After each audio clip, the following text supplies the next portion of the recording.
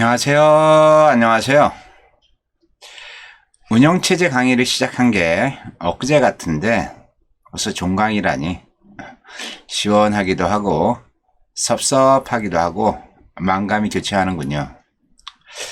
기말고사 잘 보셨나요? 기말고사들 끝났는데 교재 진도를 나가자니 그건 아닌 것 같고, 그렇다고 컴퓨터 관련 세상 사는 이야기를 하자니 그것도 아닌 것 같아 어떤 강의를 할까 고민을 많이 했습니다. 고민을 하다 보니까 우리가 안 한 게 있더라고요.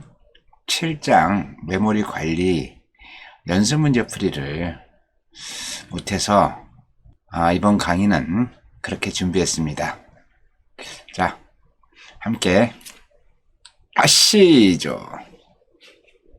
제 7장 메모리 관리 연습 문제 함께 풀어보겠습니다. 자, 먼저 1번 어셈블러를 패스 2개로 구성하는 이유로 가장 적절한 것은, 이건 교재에 없는 내용 같아요. 어셈블러는 이중 패스 방식을 사용해요. 그래서 패스 2개를 사용하는데, 단일 패스는 원시 프로그램을 하나의 명령문씩 읽는 즉시 기계어로 번역하여 목적 프로그램을 만드는 것을 단일 패스라고 이야기하고, 이중 패스는 원시 프로그램을 앞에서부터 끝까지 읽어서 1단계를 한번 읽어주고 다시 처음부터 읽으면서 1단계에서 수행한 결과를 사용해서 목적 프로그램을 만드는 이중 패스 방법이 있는데, 어셈블러는 이중 패스 방식을 사용한다 그랬어요. 근데 이 이중 패스를 사용하는 주된 이유는 여기 있는 거하고 똑같아요. 기호하고 번지 등을 미리 지정하지 않고도 사용할 수 있어가지고 프로그램을 작성하는 게 수월해요. 그래서 어셈블러는 기호나 번지 등을 정의하기 전에 사용할 수 있어서 2개의 패스를 구성해서 사용합니다. 그래서 1번 정답은 4번이요. 자, 2번도 답이 나오죠. 그러면 마찬가지로 패스 1개만 사용하면은 기호를 모두 정의한 후 해당 기호를 사용하기 때문에 어셈블러는 패스, 이중 패스를 사용해서 목적 프로그램을 만든다. 그리고 3번 메모리 관리 전략 중 반입, 적재라고도 하고 패치라고도 하고 반입 전략에 대한 설명으로 옳은 것은, 답은 뭐예요? 답은 1번이죠. 답은 1번이고, 2번은 반입, 적재가 아니라 뭐예요? 2번은 배치 정책이죠. 2번은. 3번은 교체, 대치 정책에 대한 내용이고, 4번은 뭐 애매해요. 프로그램 데이터 위치를 이동시키는, 뭐 어디에 이동시키냐는 거죠. 그래서 만약에 여기 이게 답이 맞으려고 하면요, 프로그램의 데이터의 위치를 메모리에 이동시키는 전략 이렇게 하면은 정책은 정리해야 돼요. 이건 좀 애매해요. 내용이 좀 없는 것 같아요. 그래서 어쨌든 3번은 답이 1번입니다. 4번 답이 뭐죠? 4번은 답이 3번인데, 주기억장치에 적재한 다음에 프로그램이나 데이터를 언제 가져올지를 결정하는 게 반입 정책이죠. 반입에는 요구 반입하고 예상 반입이 있다고 말씀드렸죠. 이거에 대한 자세한 내용은 어디에요? 교재 290쪽에 보면 남아 있어요. 요구 반입 방법은,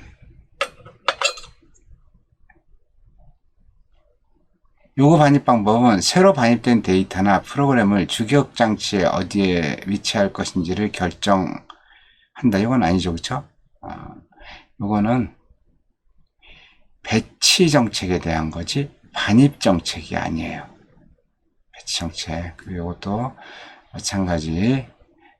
반입 정책은 요거 될 가능성이 큰 데이터하고 프로그램을 예상해서 주기억 장치 미리 옮기는 게 반입 정책에 대한 거고요. 그래서 4번은 답이 3번. 5번은 뭐예요? 5번 답이 이거는 전략이 아니에요. 그쵸? 전략이 아니고 반입 정책이 요구 정책이 있고 예상 정책이 있다고 말씀드렸고, 그죠? 요거는 대치 교체 전략, 대치죠. 그쵸? 대치 정책이고 4번은 배치 전략 중에서 최초, 최적, 그 다음에 최악 세 가지 방법이 있는데 그거에 대한 거죠. 그래서 이것도 마찬가지로 배치 전략에 해당되는 거죠. 어쨌든 5번은 답이 삭제 전략이라고 하는 건 없어요. 삭제 전략은 없다는 얘기. 자, 6번에 기억장치 관리 전략 중 대치 정책에 대한 설명으로 옳은 것은, 자, 이것도 마찬가지로 1번은 뭐 주기억장치라고 하는 내용이 빠졌어요. 그쵸? 그래서 애매모호하고, 2번이 정답이죠. 제가 데이터를 선택하는 걸 대치, 리플레이스먼트라고 얘기하죠. 그리고 3번은 배치 정책을 얘기하는 거고 4번은 반입 정책, 적지 정책을 얘기하는 거죠. 시기를 결정하는 거. 그래서 6번은 답이 2번이다. 그 다음에 7번은 배치죠. 배치, 플레이스먼트 배치 정책. 이건 답이 1번이죠. 어디에 위치시킬 거를 결정하는 전략을 배치 전략이라고 한다 그랬어요. 그래서 2번은 뭐예요? 2번은 반입 정책이고 3번은 대치 정책이고 4번은 반입할 때 예상에서 반입하는 방법이 있고 요구에서 반입하는 방법이 있는데 요거는 예상 반입하는 방법에 대한 얘기죠. 자, 8번. 그러니까 이 관리 전략은요, 아주 쉽게 얘기하면 그거예요. 언제 적재하느냐, 어디에 적재하느냐, 어느 영역에 적재하느냐. 그렇죠? 그래서 언제 적재하는 적재 시기를 결정하는 거는 반입. 어디에 적재하는 거를, 위치를 알아보는 거는 적재. 그 다음에 어느 영역을 교체할 것이냐라고 하는 거는 대치, 교체, 이렇게 되는 거죠. 그래서 여기 삭제 전략은 해당이 안 되는 거고, 교체 전략, 반입 전략, 배치 전략. 이게 실제 중에서 제거 나왔다, 제거. 제거 나왔다 그러면 뭐예요? 교체로 가야죠. 제거 나왔으면. 자, 9번. 메모리 관리 방법 중에서 서로 떨어져 있는 낭비 공간을 여러 개로 모아서 큰 기억 공간 하나로 만드는 작업. 떨어져 있는 거. 떨어져 있는 거는 뭐예요? 압축이죠, 압축. 떨어져 있는 거는 압축. 통합은 뭐예요? 인접해 있는 거. 스와핑은 뭐라 그랬어요? 스와핑은 메모리하고 디스크하고 주고받고 하는 거 스와핑이라고 얘기한다 그랬고, 페이징은 메모리 할당 방법 중에서 고정 분산 배치 방법이죠. 분산 할당 방법. 10번. 통합과 압축에 대한 설명으로 틀린 것은 단편화 현상이 발생했을 때 그걸 예방하려고 만든 게 통합과 압축이죠. 그래서 인접한 공백을 하나로 공백으로 합치는 과정을 통합이라고 이야기한다. 맞죠? 그 다음에 사용하는 기억 장소를 주기억 장치의 한쪽 끝으로 옮기는 것을 압축이라고 한다. 맞죠? 압축은 단편화를 해결할 수 있는 방안이 될 수 없다. 될 수 없어 있어요. 당연히 압축을 통해서 단편화를 해결하는 거죠. 그래서 정답은 3번이 되겠고, 자, 압축을 하면은 커다란 공백이 생기는 게 맞는 얘기죠, 이것도. 자, 그 다음에 이제 11번.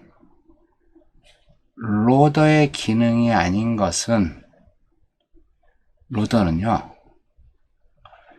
주기억 장치를 할당하는 allocation, 그러니까 목적 프로그래밍이 적재될 주기억 장소 내에 공간을 확보하는 것을 allocation이라 그래요. 할당이라 그래요, 할당. 그리고 링킹은 뭐냐면 여러 목적 프로그램, 이 라이브러리, 루틴 이런 것들 있죠. 이런 것들을 링크 연결시켜주고 외부에 있는 값들을 참조하기 위한 주소를 연결해 주는 거를 링킹이라고 얘기를 해요. 그 다음에 재배치라고 얘기하는데, 목적 프로그램을 실제 주기억 장소에 맞추어 재배치해주고 상대 주소를 절대 주소로 바꿔주는 거죠. 그거를 재배치, 리오케이션이라고 해요. 자, 이 컴파일을 뭐라 그랬죠? 컴파일은 소스 코드를 기계가 알아들을 수 있는 목적 코드로 만들어주는 걸 컴파일이라고 했죠. 그래서 요 세 가지는 로드의 기능이고, 4번인 얘는 로드의 기능이 아니죠. 12번. 기억 장소의 압축 방법에 대한 설명으로 틀린 것은, 압축 방법. 여러 분산된 단편화 공간을 주기억 장치 한쪽 끝으로 큰 가용 공간을 만든다. 맞는 얘기죠. 기억 장소 압축은 일종의 가비지 컬렉션, 쓰레기 수집이라고 한다. 프로그램을 효율적으로 활용하는 데 사용한다. 맞죠? 통합은 아니죠. 통합하고 압축은 다른 거죠. 통합은 뭐예요? 근접해 있는 거를 서로 합치는 걸 통합. 여기저기 떨어져 있는 거를 합치는 거를 압축. 이렇게 됐죠. 그래서 12번은 답이 4번이죠. 자, 그 다음에 13번. 다음이 설명하는 의미는, 단일 사용자 시스템에서 프로그램의 크기는 주기억 장치의 용량보다 클 수 없다. 그러나 사용하지 않는 프로그램의 부분을 보조기억 장치로 옮겨서 더는 필요하지 않는 프로그램 부분이 사용하고 있던 장소를 다른 프로그램이 사용하게 되면 실제 영역보다 더 큰 프로그램을 실행할 수 있다. 우리 기억나나요? 혹시 이렇게 있으면은, 똑같은 것들은 그냥 같이 사용하고 제일 마지막에 있는 거 요거만 서로 얘를 썼다가 얘를 쓰게 되면은 실제 메모리는 10K인데도 15K짜리를 돌릴 수 있다. 이건 뭐라고 얘기한다? 오버레이라고 얘기한다. 이렇게 얘기했죠. 오버레이라고 얘기한다 그랬어요. 자, 그럼 구역성이라는 얘기 기억나나요? 구역성은 공간 구역성이 있고 시간 구역성이 있는데, 공간 구역성은 뭐예요? 메모리를 여긴가를 사용했다. 그럼 요 인접한 위치를 사용할 확률이 되게 높다. 이게 공간 구역성. 시간 구역성은 뭐예요? 조금 전에 사용한 메모리 있죠? 조금 전에 여기를 사용했어. 그러면 또 여기를 또 사용할 확률이 높은 걸 구역성이라고 이야기하고, 작업 집합은 뭐예요? 여기서 이제 워킹 셋이라고 이야기하는데, 페이지를 동시에 메모리에 올릴 때, 그러니까 최근 뭐 몇 초 동안 참조한 페이지들의 집합을 갖다가 작업 집합, 워킹 셋이라고 얘기해요. 워킹 셋. 그리고 이 스레드는 아시죠?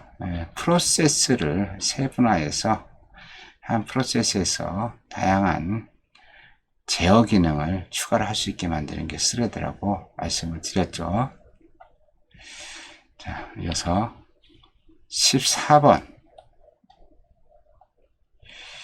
절대 로더에서 할당 및 연결 작업의 수행 주체는 절대 로더. 이 내용은 교재에는 없는 것 같아요. 절대 로더는 뭐냐면은 단순히 번역된 목적 프로그램을 입력어로 받아들여서 주기억 장치의 프로그래머가 지정한 주소에 적재하는 기능을 가지는 아주 로더 중에서 굉장히 간단한 로더 있죠. 그걸 절대 로더라고 이야기합니다. 절대 로더. 그래서 이 절대 로더의 특징은 재배치도 할 수도 없고 링크도 없어요. 그리고 중요한 건 프로그래머가 절대 주소의 주소를 기억해야 돼요. 그래서 이 절대 로더 방식은요, 다중 프로그래밍 방법에서는 사용할 수가 없어요. 그리고 이 절대 로더는 작업을 이렇게 분담을 해요. 링크는 프로그래머가 할당하고, 기억 장소 할당도 프로그래머가 하고, 재배치는 어셈블러가 하고, 적재는 로더가 하고, 이렇게 작업 분담을 하는데, 그래서 절대 로더의 작업 수행 주체는 뭐다? 절대 로더의 작업 수행 주체는 프로그래머다. 이게 프로그래머. 자, 15번. 15번은 별도의 로더가 없이 번역 프로그램이 로더 역할까지 담당하는 것. 이것도 교재에 없는 내용 같은데, 답이 4번입니다. 컴파일 앤드 고 로더 그래가지고, 이제 한국말로는 뭐라고 하냐면, 컴파일 즉시 로더라고 그래요. 컴파일 즉시 로더. 그래서 번역기가 로더 역할까지 담당하는 것을 얘기하는데, 프로그램의 크기가 크고 한 가지 언어로만 프로그램을 작성할 수 있어요. 실행을 원할 때마다 번역을 해야 되고, 이런 특징이 있다 보니까 이거는 뭐 컴파일 앤드 고 로더는 로더라고 얘기하기는 조금 애매해요. 컴파일도 하고 로더 역할도 해주는 거. 그 다음에 absolute 로더라고 하는 거는 절대 로더라고 하는데, 아까 배웠죠? 단순히 번역된 목적 프로그램을 입력받아서 주기억 장치의 프로그래머가 정한 주소에 적재하는 가장 단순한 방법. 이거는 얘보다 더 전할 거고, 이 다음에 이제 절대 로더, absolute 로더로 얘기했죠. 그리고 relocating 로더라고 하는 거는 재배치 로더라고 그래요. 재배치 로더.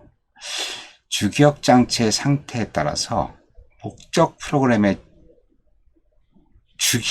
목적 프로그램을 주기억 장치의 임의의 공간에 적재할 수 있도록 해주는 것을 relocating 로더라고 이야기합니다.